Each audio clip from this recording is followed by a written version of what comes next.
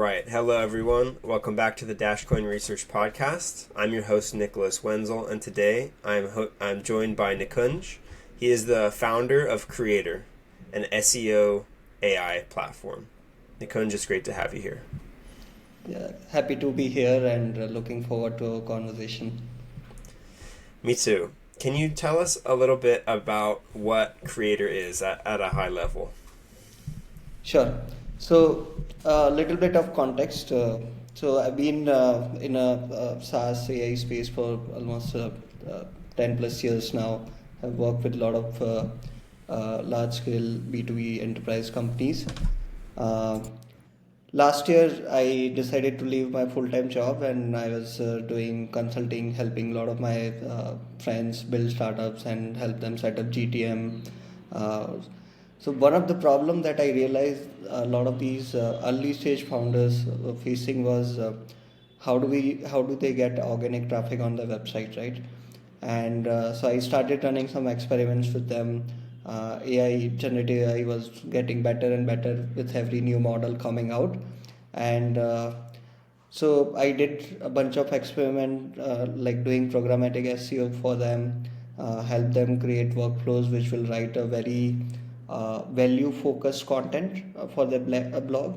So instead of just like going to ChatGPT and saying that write me an article on this particular topic, what we did is we sort of created a customized workflow which will use multiple generative AI models like Claude, Perplexity, ChatGPT, and do an actual research on what is currently trending, what is currently ranking for a particular keyword, find relevant data points, and write data backed articles so that you have more chances of getting index, getting ranked, and also like getting natural backlinks out of that. So, with that context, Ufar, who is currently co-founder with me at Creator, his wife also runs a D2C brand, and like we applied same knowledge to their blog. Earlier, they were like only running paid ads to bring traffic on the D2C. Like D2C heavily relies on paid ads, right? And we started running these experiments, and they suddenly saw very good growth of organic traffic. So then it was a moment of realization for us that okay, this is a problem a lot of founders are facing, and we can actually build a product on top of that. So that's where we started building Creator. Our goal is to build an organic marketing operating system for SMBs and early stage founders, so that instead of hiring a full time content team, they can just deploy agents created by Creator and just let them do the job and like get organic traffic. So that's the whole idea behind Creator. That's awesome. So, if I understand it right, you're using AI to create blogs that feature these different products in the blogs, and then you back it up with data so that, in the hopes that if someone asks ChatGPT for a question about that kind of vertical, that ChatGPT would reference that blog then, and then you'd see it in the sources, and then maybe a consumer would see that and they'd look in the sources and they'd go ahead and purchase or they'd go check out the website because of that. Is that correct? Correct. So we started with blog content. Now we are also doing full-scale technical audits. So our agent does, like when you link your website to a platform, it does audit. It goes to all your website pages, scrolls to entire your sitemap. It will find out which are the technical mistakes. So how many pages are, let's say, missing meta tags, have duplicate H1, H2 tags, all of that, right? So it will right now it will just give you a detailed report in terms of what are the technical issues, but we are working on an agent that will actually go and fix all the issues on your website. So now, like we started with a content agent, but now we are building set of agents which will fix your technical SEO. We are also expanding the content creation process to socials as well. So we will help you create content for your Instagram, Twitter, Facebook, all of that. And we are also experimenting with UGC videos. So let's say if you have a D2C brand, we'll take your products and create UGC style videos for your products so that you can post them on Instagram. You can run ads based on that. So that's the whole idea. So initially we started with content, but we are not limiting to a blog content. We are like building a full scale organic marketing operating system for the SMBs and early stage founders. And this term, like the operating system term, I was on a call with a prospect yesterday, and they use this term. So now I am using it because your customers best describe your product, and that's why earlier we were just calling marketing agents, but that is very generic, right? But when he described in a way that resonates with a lot of people, so I started using this, and I think that's the goal, that's the bigger vision, to enable all the SMBs and early stage founders with a tool stack or entire operating system that they can use for like bringing a lot of organic traffic to their websites. Yeah, that's really cool. Do you know of competitors that you have? Because I'm sure there's got to be other people trying to do the same thing, and I'm not familiar with the whole that whole industry. So, are there like big Web 2 brands doing this as well, or is it kind of more like like niche startups that are doing this? Who are you trying to compete with? Yeah. So there are a bunch of large players in this segment. So Bright Sonic is one. They are pretty old. They I think started back in 2022 or 23, like when like initially ChatGPT came out. And then there are a bunch of others, but all of these guys are focusing on like either just content, or there are platforms which will allow you to create UGC, or there are platforms which will allow you to create a social media.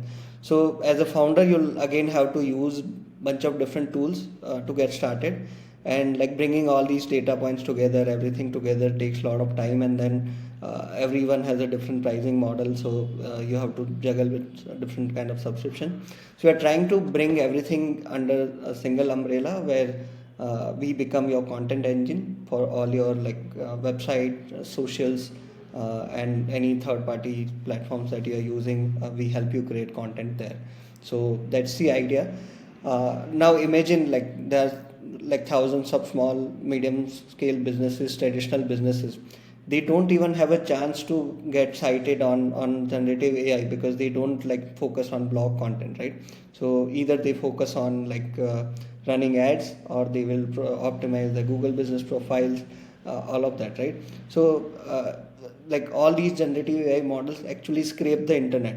So if you don't have enough content on your website, you don't have a chance to get cited on any of these like answer engine models, right? So how much, like only those who are focusing, then you will have only limited set of business. So think from a business perspective, businesses are losing out on visibility. Customers don't get like discovery of like legitimate businesses which are around them, right? So let's say you are sitting in a particular city, you are looking for a, let's say, a roofing solution, or a mechanic, or any like a typical business, right? And you go to perplexity, you ask, and then you don't get those businesses because they don't have enough content that these models learn about them, right? So we are in a way helping a lot of small businesses get more discoverability. Yeah, that makes a lot of sense. That makes a ton of sense, actually. Um, I imagine your margins are pretty good then, because if you're getting, these people to pay you some amount of money, it probably doesn't cost you very much to like run the operation. I mean, the cost seems to be setting up the infrastructure and like paying yourself and paying the rest of your team to like work on this. But like once the infrastructure is kind of set up, I would imagine that you have pretty good margins. And would you agree with that, or do you want to speak on that at all? So it's too early to say because like these obviously as the models gets better and pricing gets cheaper, like the compute is going to get cheaper as we go along, right? But it depends on the kind of so right now, like along with the blog, we also generate very high quality images because like it has to be visual, right? And image is something which costs a lot of compute and like API credits. So, but obviously, like going forward, once we reach certain scale, the margins would definitely improve. Nice, that's cool. And how big is your team right now? So we are three co-founders. All of us are hands-on second-time founders. I myself had a previous startup. My team was acqui-hired during COVID. The other founder, Ufar, has been in the space. He was founder of one of the largest stock research app in India, which was acquired by one of the largest stock broker in India. And the third co-founder, Gautam, is a CTO. He has been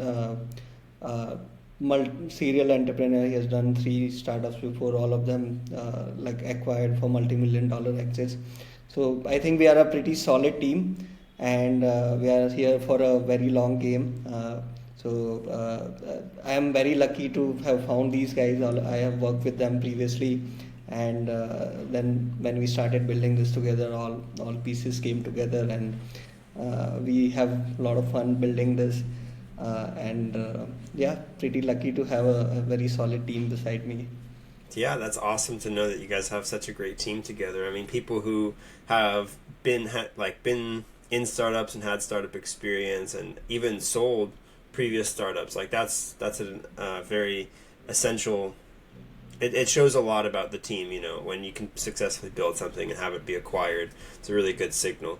That's one of the things I try and track on Dashcoin Research is like, do the founders have prior startup history? And I used to track if they exited or not for like if they sold the company, but I don't track that anymore because it's not necessarily a bad thing if you don't exit a startup, but it is a good thing if you do, I think. So Yep. that's really cool. Can you tell us about the process of launching Unbelieve? Like, what led you to that decision? So my launch was kind of accidental. So I was reading about ICM space and like what are these different launch platforms, and somebody from my network had launched, and then that launch coin handle came to my timeline, and I wasn't sure like is this real, is this joke? So I just ended up like writing a tweet and ended up launching. The moment it happened, like a lot of people DM'd me, and then I like it was almost like middle of the night here. So I grabbed my laptop and I started doing like what is happening, and I realized that okay, this actually we have like launched a coin for our product, and then I understood the situation. So I started like interacting with people. There are some good people who like initially reached out to me, and then they guided me that okay, you have done this, now you have to, let's say, pay for the tax fees so that it is verified. So we did that, and the next day we set up entire community and like started talking to a lot of people, and then that whole thing happened. So the launch happened accidentally, but eventually I think if we had like more time to preparation, it could have gone a little bit better. But I'm happy with the outcome. Like our market cap ranges from 100k to 500k. Like it was in that range initially. Right now it is around 100k. So I'm happy that it did not go too much high, so that not a lot of people would lose money, because we don't want that. And parallelly, like we started talking to a lot of these token holders, and some of these guys already have businesses, so they started giving us product feedback. We got almost like 200 plus signups on the product from these community members, and a lot of them connected the website, so we know about their businesses, what kind of businesses they are. A lot of feature requests came in, like we earlier were focusing only on English as a language for content generation. Now some of these people asked for different languages, so we started supporting that. And now we are also like so typical like what we do is whoever is coming to us with a problem that okay, I want to use your platform, we end up creating a group between us and them, so that there is a very close feedback loop. We are still early, so it is feasible at this point, and we help them not only like set up the platform, but we also like sit with them, strategize for them. If there are issues on the website, if there are, let's say, if they're not configured Google Analytics or Search Console, all of that, so we actually help them do all of that thing, so that way they can actually make best out of the platform. So on the launch side, I'm very happy that we were able to like generate some capital through this. We almost got around 25K in fees so far. So that is helping us speed up couple of things, GTM, all of that. And parallelly, it is giving us a lot of feedback on the product. So that way also it is better. Only thing that I think could have been better is the support from the Believe team. I've been trying to reach out to them since the day we launched. I messaged Ben that okay, we have launched this token. If you can help us how to navigate this. But now I think the community is shaping up really well. There is a Believe University, there is Believe Capital. So a lot of people are creating a lot of learning material for founders and a playbook for that. So super excited for this space, and I think we will take this long term. So we are actually integrating token utility in the product. So a lot of people who are currently holding, or if they want to pay for subscription using tokens, or if they want to stack tokens, and then we will unlock certain rewards for them. So that way, I think it will be a very solid utility, and I think we have an opportunity to create a very solid playbook for a SaaS product in a Web3 ecosystem. Yeah, that's really cool. Can you tell us a bit more about the token integration? Are these things that you're planning to integrate, or is some of it already live? So we will roll out the subscription part, paying using the token within this month. We have already started. We have already integrated. It is currently in the testing phase. So once we are able to test, everything works smoothly, then we'll roll it out for people. And then I'm working on other aspects of it. So how do we enable locking for people, and what kind of reward mechanism we should create, and all of that. So we are working on that. Yeah, nice. That's what I've heard from a lot of people, is that they're still working on it, and they have rough ideas, but there's a lot more to come. And it's funny, a lot of people have been in your same shoes of they launched either accidentally or without thinking it through very much, and they just kind of wanted to try it out. And I just think that's funny, but it's cool to see so many Web2 people come in and try it out, and then try and make the most of it, and try and really take it and see what they can build with it. So are you crypto, do you have much experience with crypto outside of this? So I've been in this, I've dabbled in the space in the past. So back in 2017, when I was running my first company, we actually attempted to build a centralized exchange in India. But given the regulatory compliance complexities here in India, and that time there are a lot of rules changing, and there's a lot of uncertainties, so we couldn't take it off the ground. But I'm pretty much very familiar with the space. I've been always in touch with, because I'm a big believer of a decentralized ecosystem. I think that's the way forward. You see the situation in the world, a lot of censorship, lot of governance issues, lot of politics, right? So if you think of Web3 ecosystem, the first thing that comes to my mind is the global citizenship, right? Imagine a world with on-chain identities, borderless world. You can make payments without any limitations. I have started working with a lot of I'm hiring a lot of freelancers in the Web3 ecosystem, and it's so easy to pay them, right? Because all of them use on-chain wallet. Versus, I remember when I started my first company, we had one customer from US, and we completed a project, and when it came to payments, there was so much compliance that that person proposed, can I pay you using Bitcoin? And I said, okay, you can pay us. So that was first payment that we received. It was 2 Bitcoins, and that time the Bitcoin price was around $2,500. Wow, So that's awesome. That's so cool that you had experience using it hands-on so long ago. Um, do you have any messages for the people who have bought on the first day of launch, and now they're holding the whole time, and they're excited to see this podcast with you, and Do you have any words for them, maybe? Definitely, I would like to thank them first. Thank you so much for believing in us. And secondly, we are here for the long game.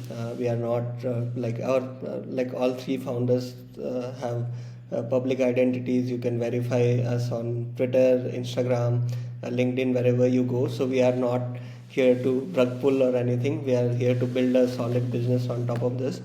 And for token also, we have a very solid plan. I think so. I have spoken to a lot of exchanges, a lot of other Web3 founders. We are also. I'm actually planning to move to Dubai so that we can be in a more crypto-friendly governance environment. So there are no complexities in around like building this from India and like dealing with all the regulatory compliance. So I'm actually considering, like I've already started a process of moving there, and that's the commitment that I have, that we are here for the long and we are going to build a solid business on top of this. I love that. I love that a lot. I hope your move goes well. What would you like to see from the Believe team in terms of support, or from the ecosystem? What kind of things is your team, I guess, having the most questions about? Because one thing that I'm trying to do is also provide guidance to founders, just from what I know. And I think there's some questions about what people can and can't say, like legally speaking. That a lot of founders aren't aware of, like how you should handle talking about your token, because in a private conversation I heard one guy say, like, try to kind of equate it to equity, and I said, you probably shouldn't say that.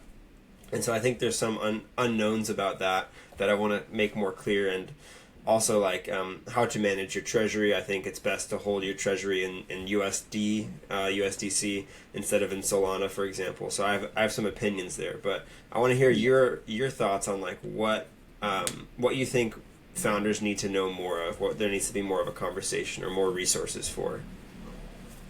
Yeah. So I think a lot of these founders need to think about the long-term plans for their tokens and the project. So in our case, we are pretty clear that I think 1 billion is a too much supply. So burning or locking some of these supply would definitely help, like create scarcity in the market. But at the same time, like this burning or locking token will not help until and unless there is a real utility, until and unless people are transacting using the tokens, right? So it's a chicken and egg problem. If you burn a lot of supply too early, and then if your token doesn't have utility, then you end up losing value, right? On the other hand, if you have a very solid utility, and then if you burn too early, then again, like you are not able to, you are not utilizing your token correctly, right? So when you're creating a tokenomics, you have to really think through like a long-term timeline, 4 to 5 years, where you want to be and how this token would eventually like help you support grow your business, and at the same time create value for the community. So I saw a lot of founders, like when they launched, in the next day they are doing buybacks, and they are like burning tokens and all of that, right? I think that is very premature, and like I think some of those decisions were taken based on like for like communities communities like for like these all the traders would want you to burn so that they can make quick money out of it. So uh, you should not get influenced by those people, and really think through these decisions. Secondly, from the belief side, I think one thing I would really want to know is like they own the contract, right? Right now they have. So what happens in the long term to that contract? Let's say if we want to build on top of this contracts, like we want to create new mechanism to unlock rewards for people. Right now that whole thing is unclear. Like how do you take control of the contract and then build utility on top of it, right?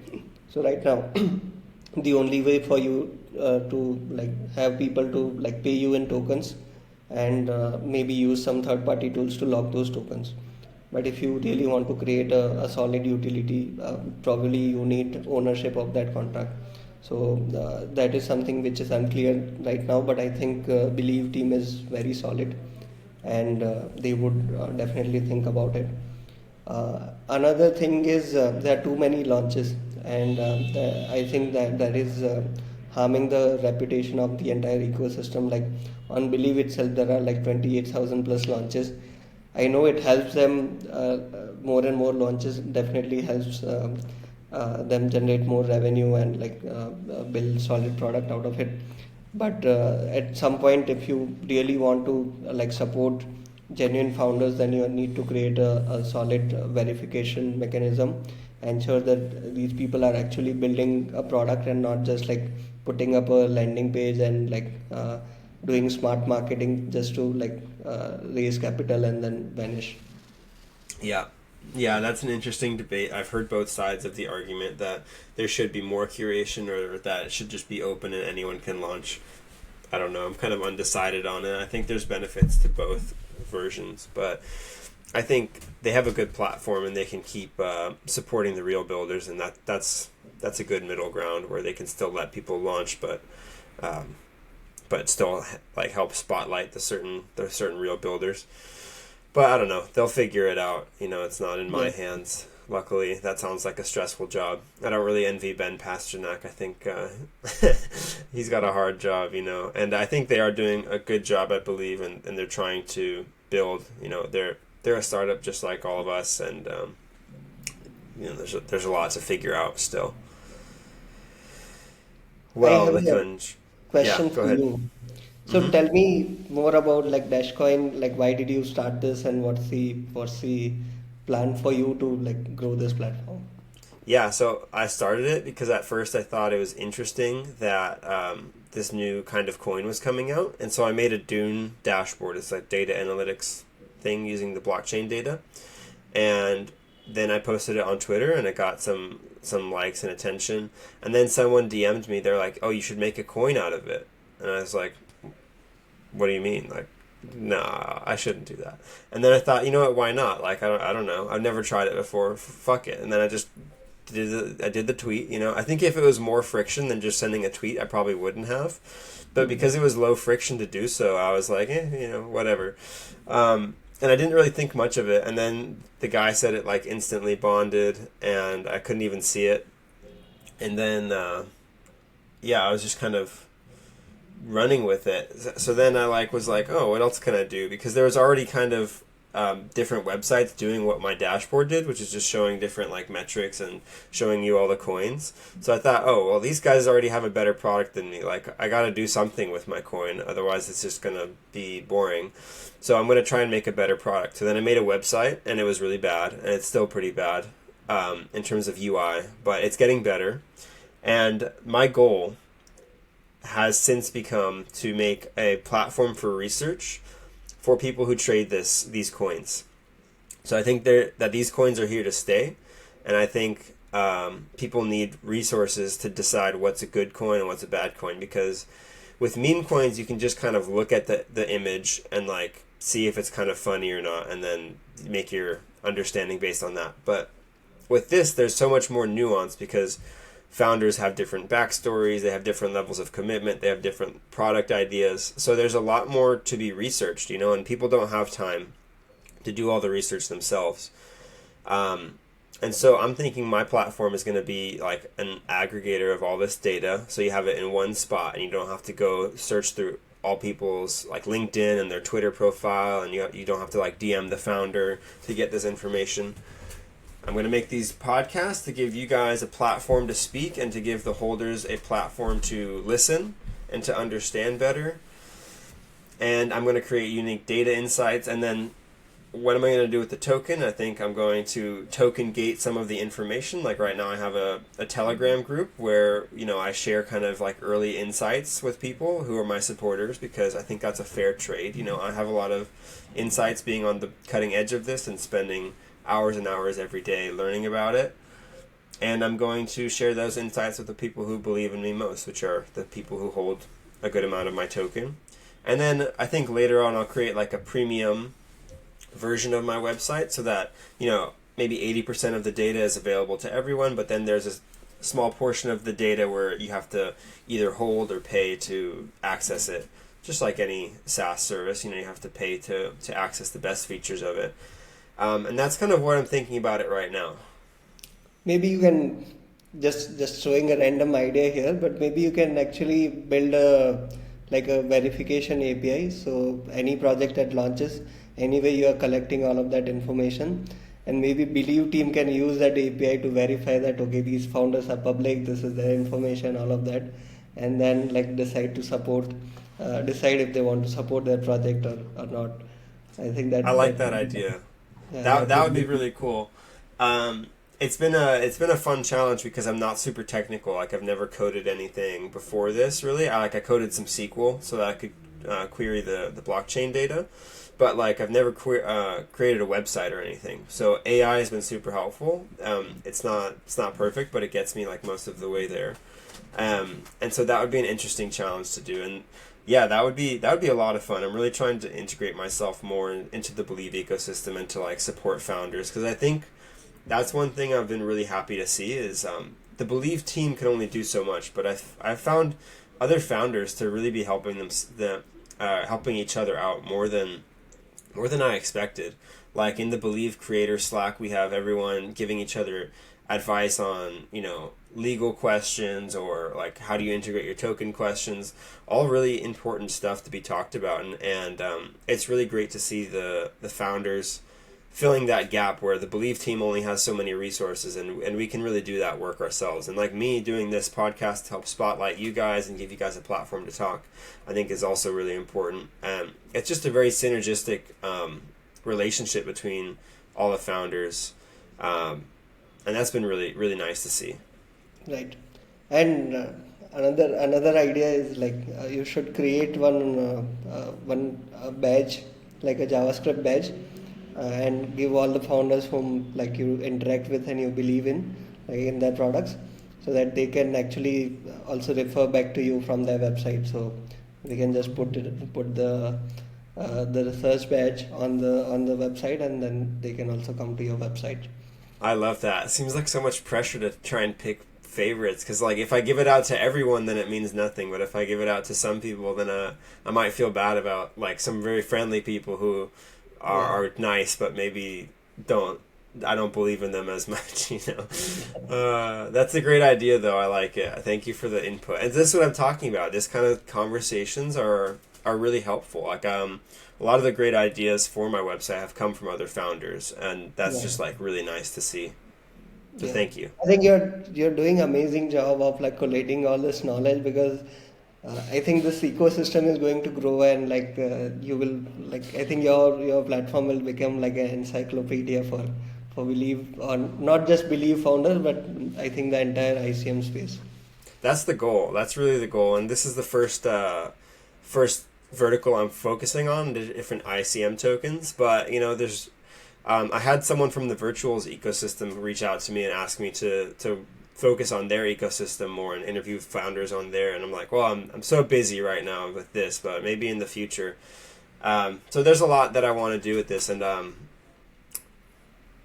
I love this space. So working on this every day is like my passion and my love. So if I can keep doing this, like, and make money doing it, that's the dream. Yeah, yeah, Nikunj, thank you so much for asking me questions. That was the first time I've ever like really shared my story. I should really make a dedicated video just to interview myself almost. But that was really nice of you. I appreciate you asking some questions and giving some good insight there. yeah. So I'm a podcast host myself. I run a podcast called Startup OG. Earlier, it was known as Entrepreneurs Cafe, but we had to rebrand, so now it's called Startup OG, and it's a free community that I run here in India.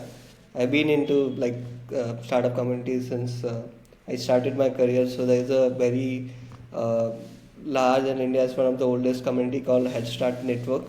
So I used to volunteer with them. I used to lead Gujarat chapter, which is one of the region in India. So I did that for 7 years.